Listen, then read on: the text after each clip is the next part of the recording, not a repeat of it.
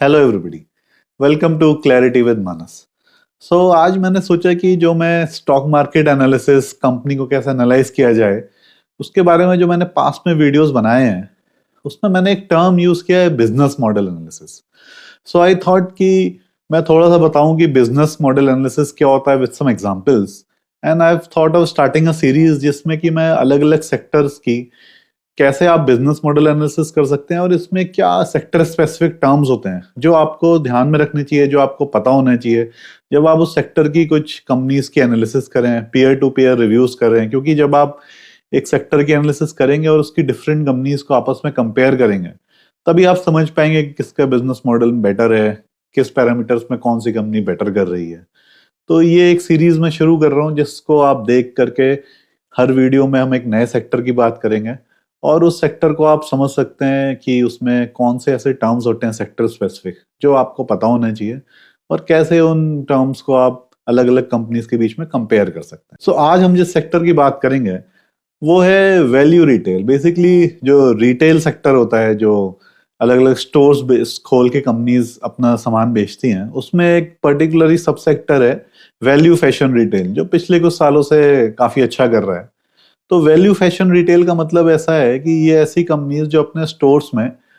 Generally कपड़े बेचती हैं, फैशनेबल कपड़े और कुछ और लाइफस्टाइल चीजें जैसे कि पर्स और कुछ और ऐसे कपड़े बेचती हैं। तो जनरली जेंट्स के, लेडीज के, बच्चों के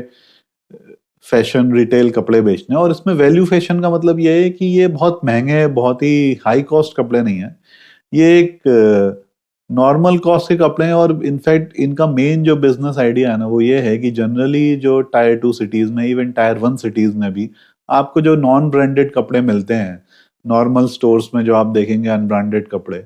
उसी के आसपास की कॉस्ट के कपड़े को एक अच्छे से स्टोर खोज के ब्रांडेड बना के अपनी ब्रांड का टैग उसमें लगा के और काफी अच्छा सा स्टोर जिसमें एसी लगा हो, काफी अच्छे से सजावट से कपड़े सजे हों। तो बेसिकली ये वैल्यू का मतलब यही है इसमें कि कॉस्ट पर कपड़े की बहुत ज्यादा नहीं होगी कंपेयर टू हाई वाई जो लुई विटॉन वगैरह के ब्रांड होते हैं, उस लेवल के नहीं, इनफैक्ट उससे काफी नीचे लेवल के जो नॉर्मल आपको बाहर के स्टोर्स में भी विदाउट ब्रांडेड कपड़ों की जो रेंज है उसी से ही थोड़ा सा 10%, 20%, 30% प्रीमियम रेंज पे। बट पूरी फील आपको स्टोर में ऐसी आएगी कि आप किसी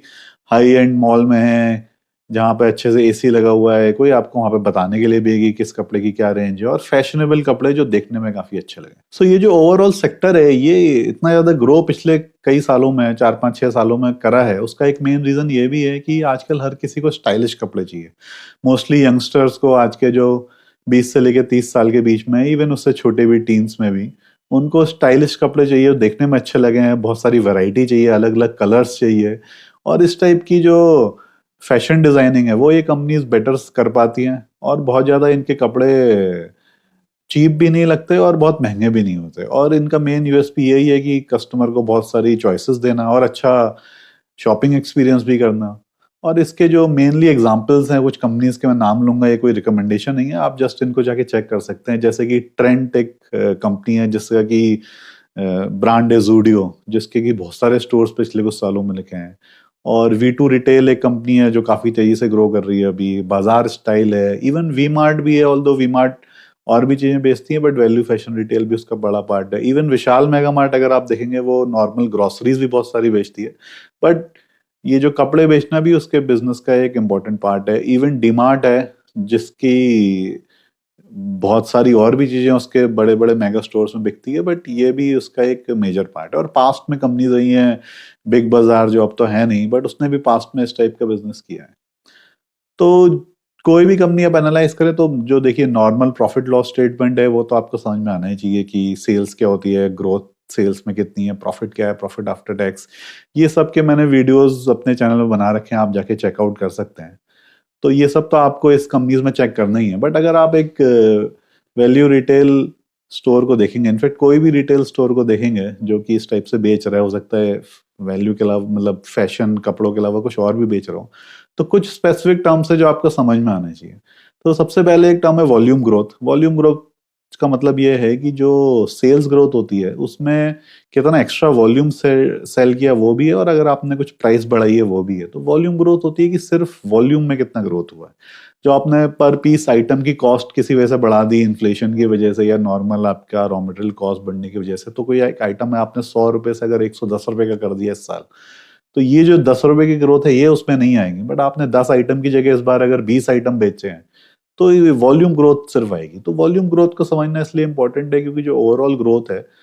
उसके दो पोर्शंस होते हैं, जैसे कि मैंने बोला वॉल्यूम ग्रोथ और प्राइस की ग्रोथ। तो दोनों में एक अच्छा मिक्स होना चाहिए, क्योंकि प्राइस ग्रोथ का मतलब ये है कि आपकी इनपुट कॉस्ट बढ़ रही है या फिर इन्फ्लेशन बढ़ रहा है, उसकी वजह से, या हो सकता है आप ब्रांड की पोजीशनिंग अच्छी कर रहे हो, महंगे कपड़े बेचना शुरू कर रहे हो, तो उसकी वजह से जो ग्रोथ होती है वो प्राइस की ग्रोथ है। और वॉल्यूम ग्रोथ ये दिखा रही है कि ओवरऑल आप कितना ज्यादा माल बेच पा रहे हैं।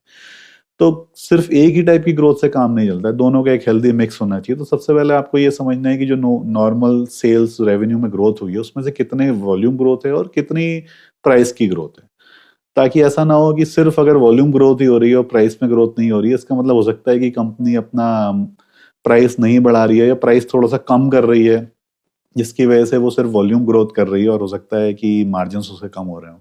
और अगर वॉल्यूम ग्रोथ नहीं हो रही है, सिर्फ कॉस्ट की ग्रोथ हो रही है, तो इसका मतलब ये भी हो सकता है कि कंपनी एक्सपैंड उतना ना कर पा रही हो, ज्यादा आइटम्स ना बेच पा रही हो। तो पहला टर्म है वॉल्यूम ग्रोथ। उसके बाद सेकंड टर्म है जो एक्चुअली सबसे इंपॉर्टेंट है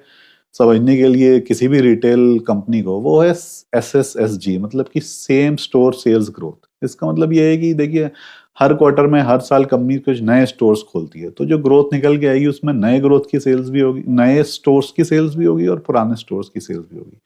but same store sales growth का मतलब ये है कि अगर इस क्वार्टर में सेम स्टोर्स हैं जो लास्ट ईयर थे, जो नए स्टोर्स खुले हैं उनको इग्नोर कर दें, पिछले एक साल के जो स्टोर्स खुले हैं उनको इग्नोर कर दें, और लास्ट ईयर जो स्टोर्स थे उन्हीं स्टोर्स में इस साल कितनी ग्रोथ हुई है। क्योंकि ये टर्म बहुत जरूरी है दिखाने के लिए कि ऑर्गेनिक ग्रोथ कितनी हो रही है, क्योंकि इनऑर्गेनिक ग्रोथ का मतलब है आप नए स्टोर्स खोलेंगे तो उसमें तो नई सेल्स होगी ही होगी, बट जो आपके पुराने स्टोर्स हैं, बिना अगर आप कोई भी एक नया स्टोर्स नहीं खोलते इस साल, तो पुराने स्टोर्स में कितनी ग्रोथ हो रही है। क्योंकि ये एक बहुत इंपॉर्टेंट टर्म है समझने के लिए, कंपनी सिर्फ और सिर्फ नए स्टोर्स खोलने की वजह से ही सेल्स रेवेन्यू में ग्रोथ कर रही है या पुराने स्टोर्स में भी ग्रोथ हो रही है। क्योंकि अगर कंपनी को लॉन्ग टर्म ग्रो करते रहना है, अपना प्रॉफिट मार्जिन को बढ़ाना है, तो पुराने जो स्टोर्स हैं उसमें भी एक लेवल ऑफ ग्रोथ चलती रहनी चाहिए। उसके बाद तीसरा टर्म है जो सबसे इंपॉर्टेंट है कि नंबर ऑफ स्टोर्स कितने खुल रहे हैं। क्योंकि देखिए, जो भी ग्रोथ होनी है फ्यूचर में किसी भी रिटेल कंपनी की, वो डिपेंडेंट करती है कि कितने नंबर ऑफ स्टोर्स खुलने वाले हैं। क्योंकि आज नए स्टोर्स खुलेंगे तभी वो कल को सेल्स करेंगे और ज्यादा, और वो कंपनी के ग्रोथ और सेल्स और प्रॉफिट को बढ़ाएंगे। और कोई भी कंपनी अगर तेजी से नए स्टोर्स खोल रही है तो उसका मतलब ये है कि वो कॉन्फिडेंट अपनी ग्रोथ के बारे में, क्योंकि नए स्टोर्स को खोल के उनको प्रॉफिटेबल बुलाना भी मुश्किल होता है। तो अगर कंपनी अभी भी नए स्टोर्स खोले जा रही है एक्सपेंशन के वक्त अपने, तो इसका मतलब कंपनी कॉन्फिडेंट है कि नए स्टोर्स को मैं प्रॉफिटेबल बना पाऊंगी और इसको मैं और ग्रोथ कर पाऊंगी फ्यूचर में, और यहाँ पे मेरा मार्केट है। तो ये तीन टर्म्स काफी इंपॉर्टेंट है समझने के लिए, volume growth, same store sales growth और नंबर ऑफ स्टोर्स की ग्रोथ। इसके अलावा और भी कुछ चार पांच टर्म्स हैं जो आपको समझने चाहिए जब आप पीयर टू पीयर एनालिसिस कर रहे हैं किसी एक कंपनी को दूसरी कंपनी से अगर कंपेयर करते हैं। तो और भी टर्म्स हैं जो आपको समझने चाहिए। एक तो ये भी है कि जोग्राफिक एरिया कितना है उस कंपनी का फैला हुआ, मतलब वो कितने नंबर ऑफ स्टेट्स में इंडिया में। मान लीजिए कोई कंपनी ऐसा हो सकता है कि सिर्फ यूपी बिहार में हो, नॉर्थ में ज्यादा हो, साउथ में नहीं हो। कोई साउथ में खुल रही है, नॉर्थ में नहीं है। कोई हो सकता है ईस्टर्न वेस्टर्न रीजन में है और नॉर्थ साउथ में नहीं है। तो अलग अलग जोग्राफिकल इंडिया के रीजन्स में अलग अलग स्टेट्स में कोई कंपनीज होती हैं। और कोई कंपनी कितनी बड़ी है और कितनी छोटी है, ये इस बात पे डिपेंड भी करता है कि वो किस एरियाज में है और कल को और कंपनी की ग्रोथ का पोटेंशियल कितना है। अगर कोई एक स्पेसिफिक रीजन में ही है विद द कंपनी, तो हो सकता है उसके पास काफी ग्रोथ पोटेंशियल है। बट ये भी हो सकता है कि कोई कंपनी अगर सिर्फ एक ही स्टेट में है तो उसके पास नए स्टेट में आने की अपॉर्चुनिटी तो हो, बट पॉसिबिलिटी शायद कम हो। उसका बिजनेस मॉडल ऐसा हो जो उसी स्टेट में चलता हो, या उसके प्रमोटर सिर्फ उसी स्टेट में चला रहे हो। तो किस जोग्राफिकल लोकेशन में वो कंपनी है, स्टोर्स उसके कहाँ कहाँ पर है अभी, ये भी आपको समझना है। उसके बाद एक टर्म है रेवेन्यू पर स्क्वायर फीट। इसका मतलब है कि जितने उसके स्टोर्स हैं उसका टोटल स्क्वायर फीट कितना है। जैसे अगर 1000 स्टोर्स हैं किसी कंपनी के और हर स्टोर में 10,000 स्क्वायर फीट या 20,000 स्क्वायर फीट का एक स्टोर है, तो उसको मल्टीप्लाई करके नॉन टोटल स्क्वायर फीट कितना है उस कंपनी के अंडर वो आता है, और टोटल रेवेन्यू, अगर टोटल रेवेन्यू को स्क्वायर फीट से डिवाइड कर दें तो होता है रेवेन्यू पर स्क्वायर फीट,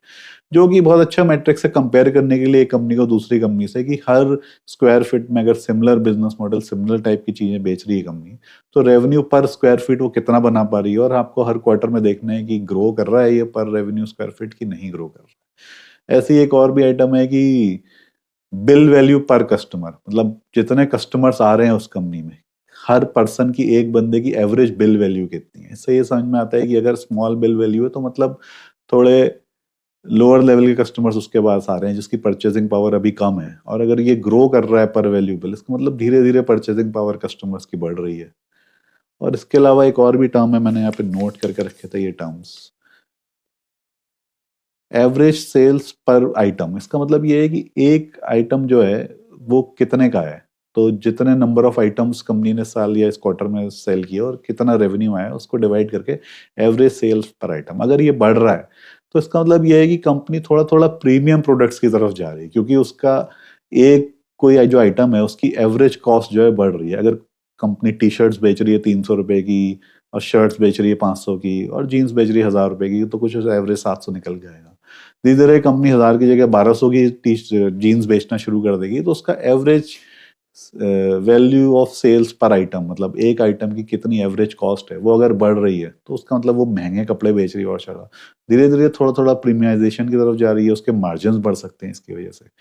तो ये जो सारे मैंने टर्म्स बताए ये आपको ट्रैक करने हैं हर बार, ये जनरली कंपनीज के इन्वेस्टर प्रेजेंटेशन में मिल जाएंगे, और मोस्टली जो अच्छी कंपनीज हैं ये इसको पब्लिकली बताती हैं। अगर आपको पीयर टू पीयर एनालिसिस करनी हो, 3 4 5 कंपनीज को कंपेयर करना हो, तो इन आइटम्स के बेस पे आप कंपेयर कर सकते हैं। बट याद रखिए इन सारी चीज़ों में, जैसा पास्ट में भी मैंने बोला है, हमेशा आपको आगे का देखना है। क्या मैनेजमेंट बात कर रहा है और स्टोर्स को खोलने के बारे में, क्या मैनेजमेंट बात कर रहा है अपने रेवेन्यू पर स्क्वायर फीट को बढ़ाने के बारे में, अपने मार्जिन को बढ़ाने के बारे में, क्योंकि ये सारी चीज़ों की आपको डायरेक्शन देखनी है अल्टीमेटली। अगर ये स्टैग्नेंट हो रही हैं या नीचे जा रही हैं, that is not good for the company. अगर कंपनी को ग्रो करना है तो ये सारे के सारे आइटम्स बढ़ने चाहिए। और एक और भी एक फैक्टर है जो थोड़ा सा सब्जेक्टिव है, बट कंपनीज, कई कंपनीज इसको बताती हैं कि जो नया स्टोर खुला है उसको प्रॉफिटेबल या फिर ब्रेक इवन करने में कितना टाइम लगता है।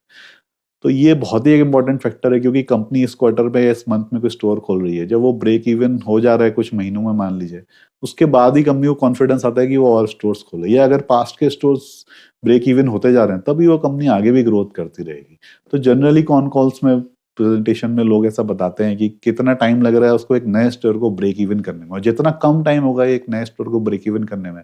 उतना ज्यादा कंपनी के पास ग्रोथ करने की अपॉर्चुनिटीज है, वो और ज्यादा स्टोर खोल सकती है और ज्यादा अपनी सेल्स को बढ़ा सकती है। सो आई होप ये सारे टर्म्स आपको समझ में आएगा कि एक रिटेल कंपनी को आप कैसे देख सकते हैं, कौन से ऐसे टर्म्स है जिसको देख के आप समझ सकते हैं कंपनी अच्छा कर रही है कि बुरा कर रही है। और ऑब्वियसली इस normal sales, profit, ROE, ROC, ये सारे टर्म्स तो आपको समझना ही समझना है। अच्छा, और एक और चीज बड़ी इंपॉर्टेंट है रिटेल कंपनीज में, जो वेरी स्पेसिफिक टू रिटेल है, वो है अगर आप उनकी बैलेंस शीट देखेंगे तो आपको एक उसमें लायबिलिटी दिखेगी, लीज लायबिलिटी। इसका बेसिकली क्या मतलब है कि most of the retail companies जो स्टोर्स खोलती हैं अपना खरीदती नहीं है, जनरली लीज पे लेती हैं, किसी मॉल में, किसी शॉपिंग कॉम्प्लेक्स में, या किसी भी मार्केट में। तो जो लीज पे लेती हैं, कुछ इंडिया में लॉज चेंज हुए हैं ग्लोबल लॉज के हिसाब से अकाउंटिंग के, 4 5 6 साल पहले, आई थिंक 2019 में हुआ था। तो तब से क्या हो गया है कि जो आप लीज पे ले रहे हैं इसको, आपको इसका आप रेंट देते हैं हर साल लीज साइन करके। उससे पहले क्या होता था, आप इस रेंट को नॉर्मल अपने एक्सपेंस की तरह दिखाएं प्रॉफिट लॉस स्टेटमेंट में, और आपके एसेट साइड में कोई ऐसा एसेट आएगा नहीं क्योंकि आपने तो किराए में लिया है। बट अब 2019 के बाद ग्लोबल अकाउंटिंग फॉर्म्स के हिसाब से क्या चेंज हुआ है कि जो आप लॉन्ग टर्म लीज अगर लेते हैं तो वो आपको बैलेंस शीट में एज अ लाइबिलिटी आ जाता है कि अगले 7 साल का आपने कॉन्ट्रैक्ट साइन कर लिया है कि आप हर साल इतनी लीज तो देंगे और कुछ इंक्रीमेंट होगा, तो आपका अगले 7 साल का जितना भी लीज देने का पे आउट है वो करंट कॉस्टिंग पे डाल के उसको पूरा का पूरा एक लाइबिलिटी के फॉर्म में दिखा दिया जाता है, और जो आपने लीज पे एसेट लिया हुआ है वो एक तरीके से आपका एसेट मान लिया जाता है। तो इस अकाउंटिंग के उससे ये फर्क ये आता है कि बस प्रॉफिट लॉस स्टेटमेंट में वो जो आप रेंट दे रहे हैं वो एज अ कॉस्ट नहीं दिखता है, वो एज अ डेप्रिसिएशन दिखता है, और बैलेंस शीट में वो जो पूरी लीज है आपकी एज अ लायबिलिटी ऐड हो जाती है। तो इसकी वजह से कंपनीज का अगर आप डेब्ट टू इक्विटी रेशियो देखेंगे ना,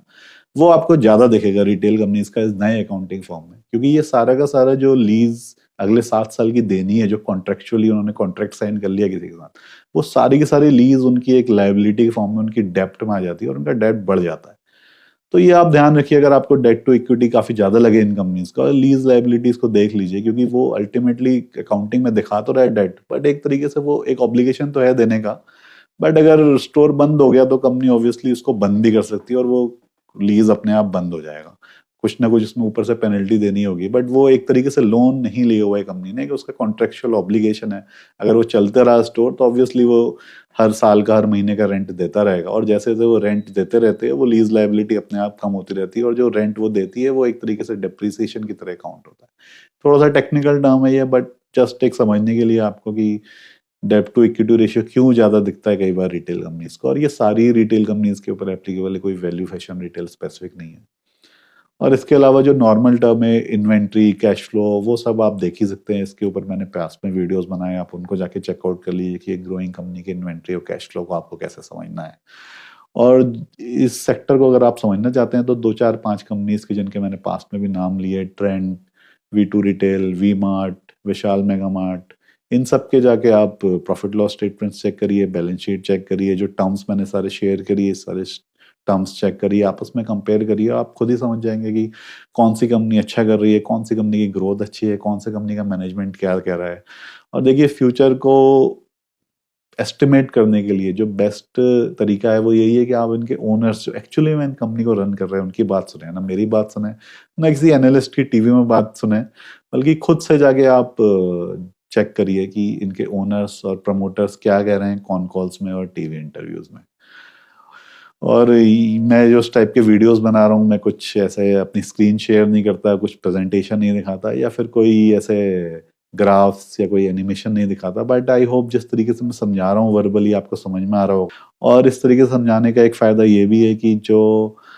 इंटरेस्टेड है इस चीज में वही इस टाइप की वीडियो को सुनता है, क्योंकि उसको फिर जाके रिपीट में देखना पड़ता है समझने के लिए, और ज्यादा रिसर्च करती है समझने के लिए। तो मेरा यही तरीका है समझाने का वर्बली, ताकि आपको समझ में आ जाए, और जो इंटरेस्टेड है वही उसको देखे। So thank you, that's all for today. इस टाइप की और भी वीडियोस है मेरे चैनल पे, प्लीज उसको चेकआउट करिए, इस वीडियो को लाइक करिए, कमेंट करिए, सब्सक्राइब करिए। प्लेलिस्ट में आप चेक कर सकते हैं अपने इंटरेस्ट के हिसाब से, बहुत सारे वेरीड वेराइटीज ऑफ वीडियोस आपको मिल जाएंगे। Thank you very much, that's all for today.